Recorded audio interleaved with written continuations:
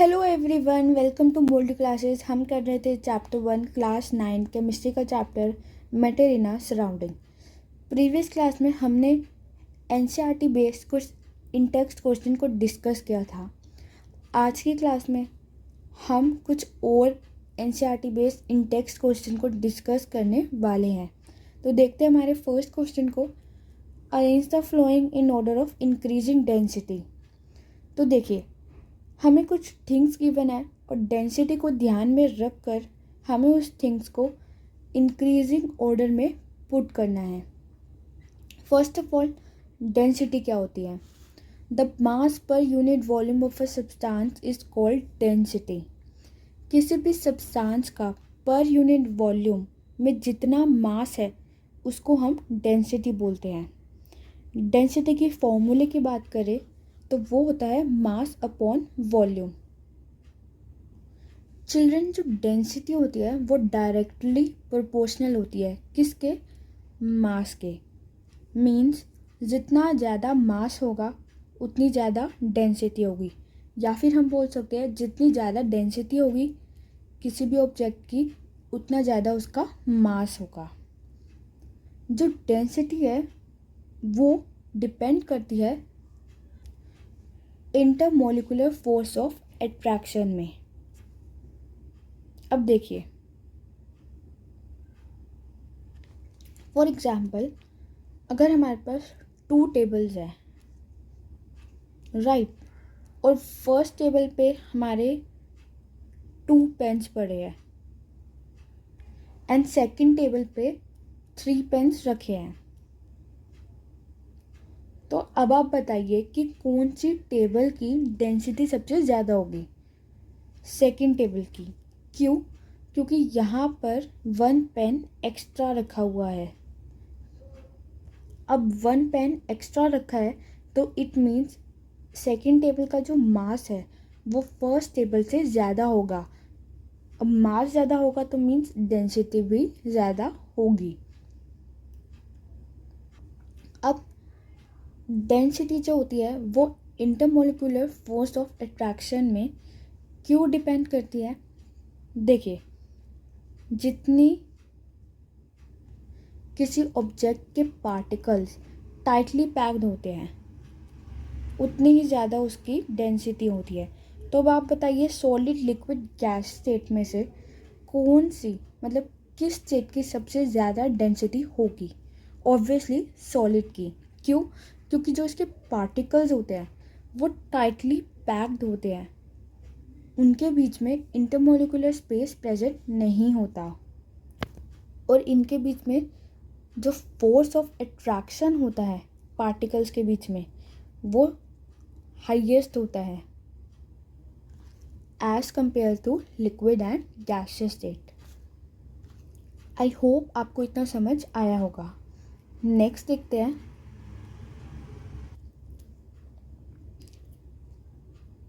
Density is the measurement of how tightly or loosely a given substance is packed into a given volume। तो यही चीज़ अभी मैंने explain करी कि जितने ज़्यादा पार्टिकल्स टाइटली रहेंगे, पैक्ड रहेंगे, उतनी ही ज़्यादा उसकी डेंसिटी होगी। अब गैसियस स्टेट की बात करें तो इसके पार्टिकल्स होते कैसे? एक होगा यहाँ तो दूसरा कहीं और, तो मीन्स इसकी जो डेंसिटी होती है वो बिल्कुल निग्लिजिबल होती है। अब देखिए, यहाँ पे जो सिटी है वो कितनी डेंस्ड है। तो आई होप आपको डेंसिटी का मतलब क्लियर हो गया होगा। अब हमारे क्वेश्चन को देखते हैं।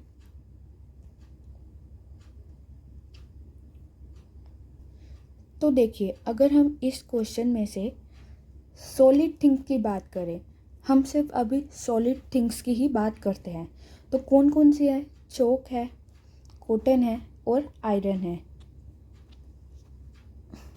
कॉटन को अभी हम इग्नोर करते हैं, हम सिर्फ चौक और आयरन की बात करते हैं। तो देखिए, चौक और आयरन में से आपको क्या लगता है कि किसकी डेंसिटी सबसे ज़्यादा होगी? तो देखिए, अगर हम चौक की बात करते हैं, अगर हम चौक को ऊपर से नीचे फेंकते हैं तो क्या होता है, चोक ब्रेक हो जाता है, राइट। तो होता क्या है, इट मीन्स कि जो चोक के पार्टिकल्स होते हैं उनके बीच में कहीं ना कहीं स्पेस प्रेजेंट है, और स्पेस प्रेजेंट है तो इट मीन्स जो फोर्स ऑफ अट्रैक्शन है पार्टिकल्स के बीच में वो कहीं ना कहीं कम है। क्यों कम है भाई, स्पेस प्रेजेंट क्यों होगा पार्टिकल्स के बीच में, क्योंकि उनका जो फोर्स ऑफ अट्रैक्शन होगा वो कम होगा। हालांकि जो चोक है वो सॉलिड ही है, बट अगर हम कंपैरिजन करें आयरन के अकॉर्डिंग, अगर हम एक नेल को, एक कील को ऊपर से नीचे फेंकते हैं तो क्या वो ब्रेक हो जाती है, क्या वो टूट जाती है? नहीं, वो कील जो होती है वो नहीं ब्रेक होती। क्यों? क्योंकि अगर हम कंपैरिजन करें चोक से तो नील में जो फोर्स ऑफ अट्रैक्शन होता है पार्टिकल्स के बीच में वो स्ट्रॉन्ग होता है एज कंपेयर टू चोक। चोक को अगर हम फेंकते हैं तो वो ब्रेक हो जाता है, बट वहीं अगर हम कील को फेंकते हैं तो वो नहीं होती। बट है तो दोनों सॉलिड ही ना। तो अब आप ही बताइए कि इन दोनों में से सबसे डेंस कौन सा हुआ? Yes, iron. और फिर हुआ चोक। बट अगर हम कॉटन की बात करें, चलिए अगर हम कॉटन को लिक्विड से कंपैरिजन करें, अगर हम वाटर से ही कंपैरिजन करें तो कौन सा सबसे डेंस है? Obviously water. चिल्ड्रन, जो कॉटन है ना उसके अंदर एयर फिल होती है। अगर हम उस कॉटन को प्रेस करते हैं तो वो एयर बाहर आ जाती है। तो हम कह सकते हैं कि जो कॉटन होती है उसकी डेंसिटी कम होती है वाटर से भी, और वाटर से ज़्यादा डेंसिटी किसकी होगी? हनी की। क्यों? क्योंकि वो थिक होता है। आई होप आपको इतना क्लियर हो गया हो। ये वहीं अगर हम गैसियस स्टेट की बात करते हैं तो सबसे कम डेंसिटी किसकी होगी? एयर की।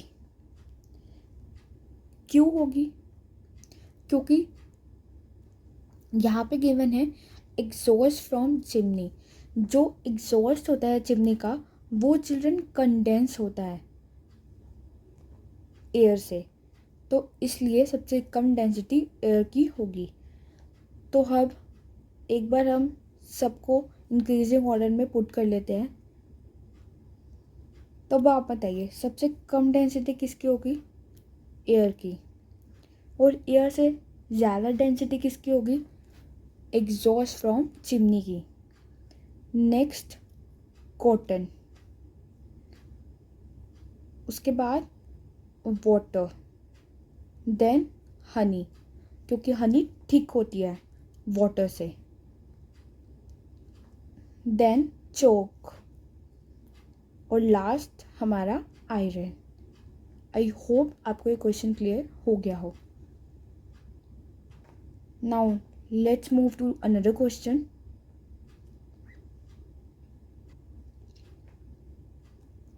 ये देखिए, ये हमारा आंसर है। तो आगे बढ़ने से पहले अगर आपको वीडियो अच्छी लग रही हो तो लाइक करिए, अपने फ्रेंड्स के साथ शेयर करिए और चैनल को सब्सक्राइब करिए। नेक्स्ट क्वेश्चन को डिस्कस करते हैं। Tablet the differences in the characteristics of solid of state of matter. तो हमें पता है हमारे 3 स्टेट्स ऑफ मैटर होते हैं, first solid, liquid and gas. इनके हमें कुछ डिफरेंसेस बताने हैं। अगर हम शेप की बात करते हैं तो सॉलिड की शेप कैसे होती है? फॉर एग्जांपल अगर हम एक पेंसिल लेते हैं, एक पेंसिल को एक कंटेनर में डालते हैं तो क्या वो अपना शेप चेंज कर लेती है? नहीं। क्यों? क्योंकि वो एक सॉलिड है तो उसका शेप वैसा का वैसा ही रहता है। सॉलिड की एक डिफिनाइट शेप होती है। वहीं अगर लिक्विड की बात करें तो सपोज़ अगर वाटर की बात करते हैं, अगर वाटर को एक कंटेनर में डालते हैं तो क्या वो अपना शेप चेंज कर लेता है? यस। अगर हम वाटर को गिलास में डालते हैं तो वो गिलास की शेप ले लेता है। वहीं अगर हम एक बाउल में डालते हैं तो वो बाउल की शेप ले लेता है। नेक्स्ट, अगर गैसियस स्टेट की बात करें तो क्या गैसियस स्टेट की फिक्स शेप होती है? तो नहीं। अगर हम एक गैस को बैलून में फिल करते हैं तो वो गैस बैलून की शेप ले लेता है। नेक्स्ट, अगर बात करें कॉम्प्रेसिबिलिटी की, कॉम्प्रेसिबिलिटी मीन्स क्या होता है कि किसी चीज़ को हम कितना प्रेस कर सकते हैं। क्या सॉलिड को प्रेस कर सकते हैं? नहीं। लिक्विड को कर सकते हैं? लिक्विड भी नॉन कंप्रेसिबल होते हैं। वहीं अगर हम गैसियस स्टेट की बात करें तो यस, गैसियस स्टेट को हम कंप्रेस कर सकते हैं।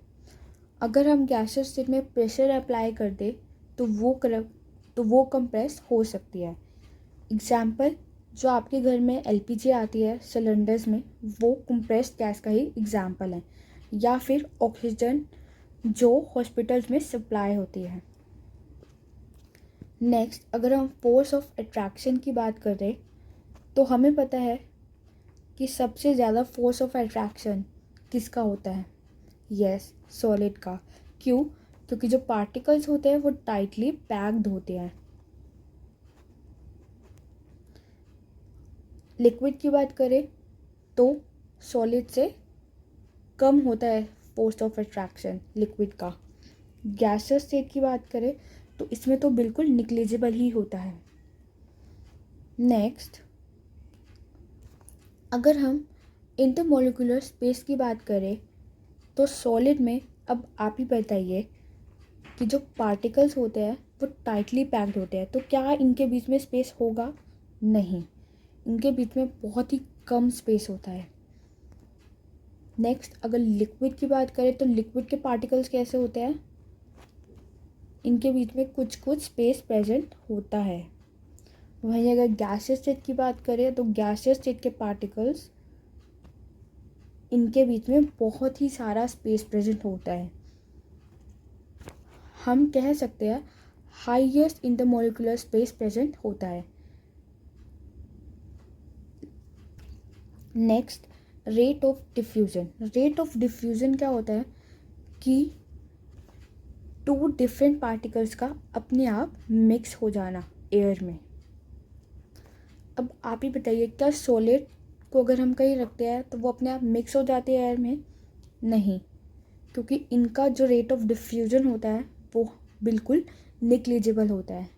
अगर लिक्विड की बात करें तो इनका सॉलिड से ज़्यादा होता है।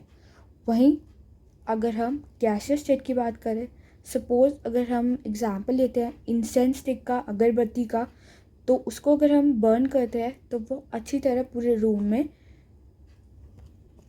फिल हो जाती है। मीन जो उसकी स्मेल है वो पूरे रूम में आपको आने लगती है।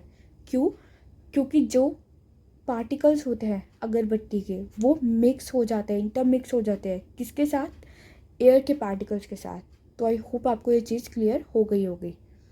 इसी क्वेश्चन का बी पार्ट डिस्कस करते हैं।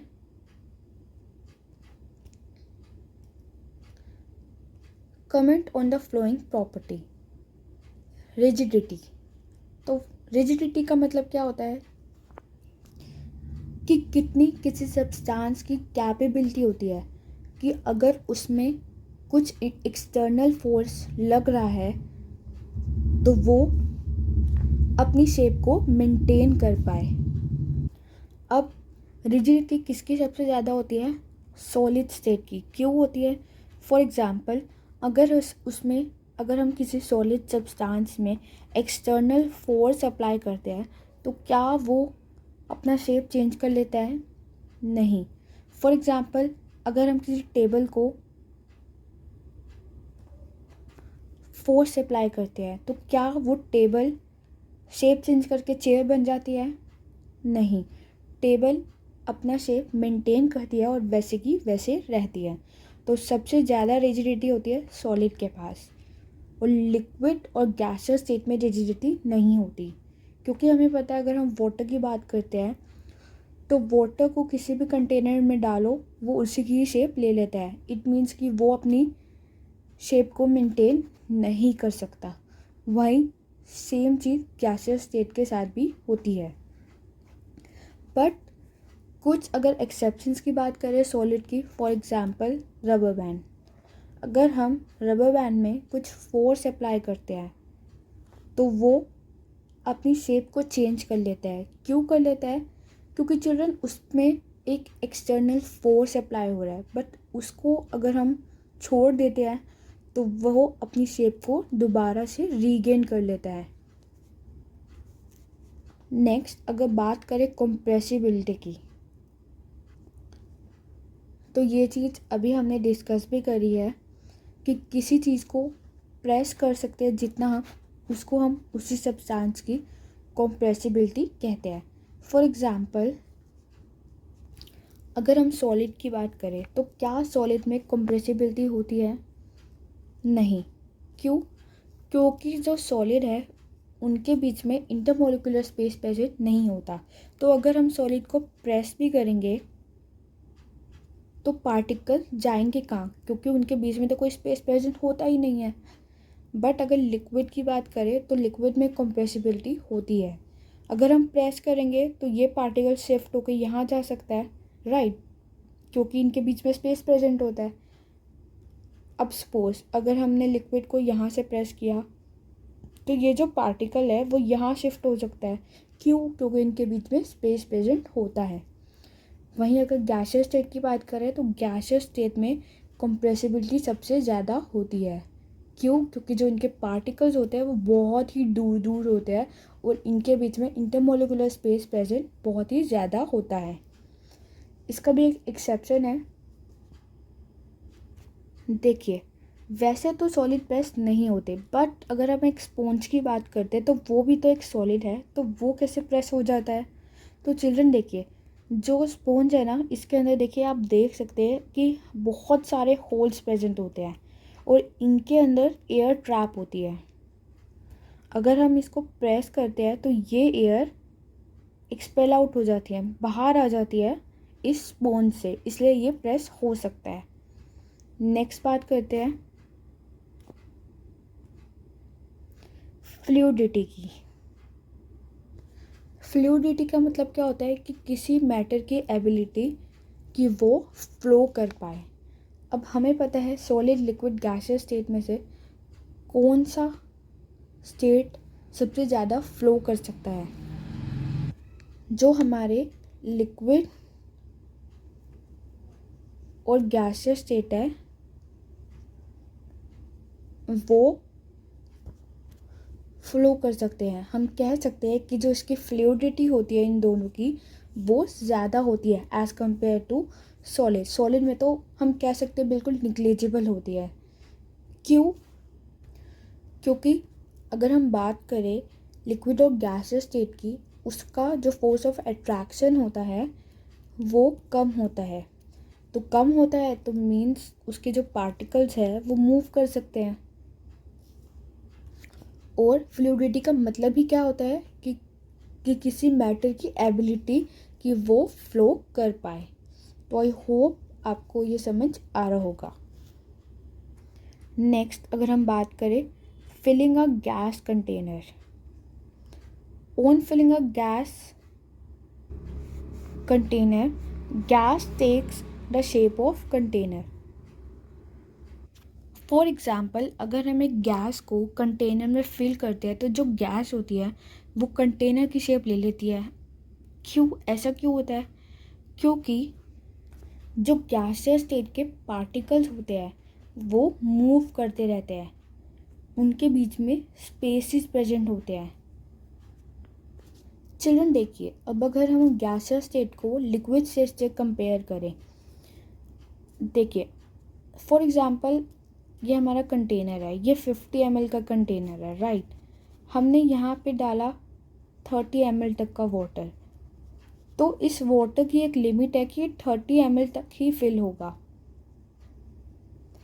ऐसा तो नहीं होता ना कि ये वाटर अपने आप इंक्रीज होके पूरा 50 ml तक फिल हो जाएगा, नहीं, क्योंकि जो इसके वाटर के जो पार्टिकल्स होते हैं, मीन्स लिक्विड स्टेट के पार्टिकल्स, वो मूव करते हैं, बट उतना नहीं करते जितना गैसियस स्टेट के पार्टिकल्स करते हैं।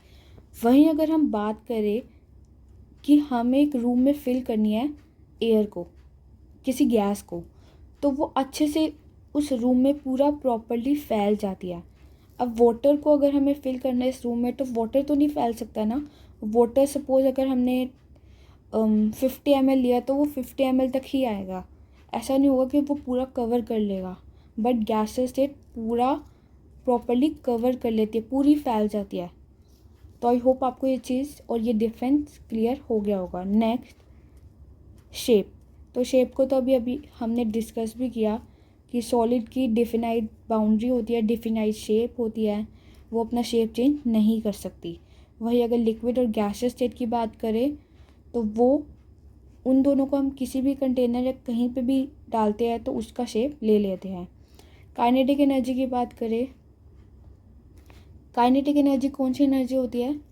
जो मोशन की वजह से एनर्जी आती है वो काइनेटिक एनर्जी होती है।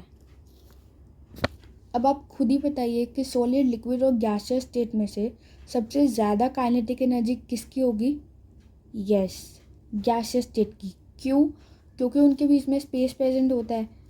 स्पेस प्रेजेंट होता है तो उतना ही पार्टिकल्स को स्पेस मिल जाता है मूव करने के लिए, और मूव करेंगे तभी तो उनके अंदर काइनेटिक एनर्जी आएगी। वहीं अगर सॉलिड की बात करें तो सॉलिड के पार्टिकल बिल्कुल टाइटली पैक रहते हैं, तो उनके अंदर काइनेटिक एनर्जी तो आ ही नहीं सकती, बिल्कुल निग्लिजिबल होती है। वहीं अगर लिक्विड की बात करें तो लिक्विड में भी काइनेटिक एनर्जी होती है, बट गैसियस स्टेट से कम होती है। नेक्स्ट, डेंसिटी की बात करें तो इसको अभी हमने डिस्कस किया। The mass per unit volume of a substance is called density. तो आई होप आपको इतना क्लियर हो गया हो। बाकी के क्वेश्चंस को हम नेक्स्ट क्लास में डिस्कस करेंगे। Thanks for watching.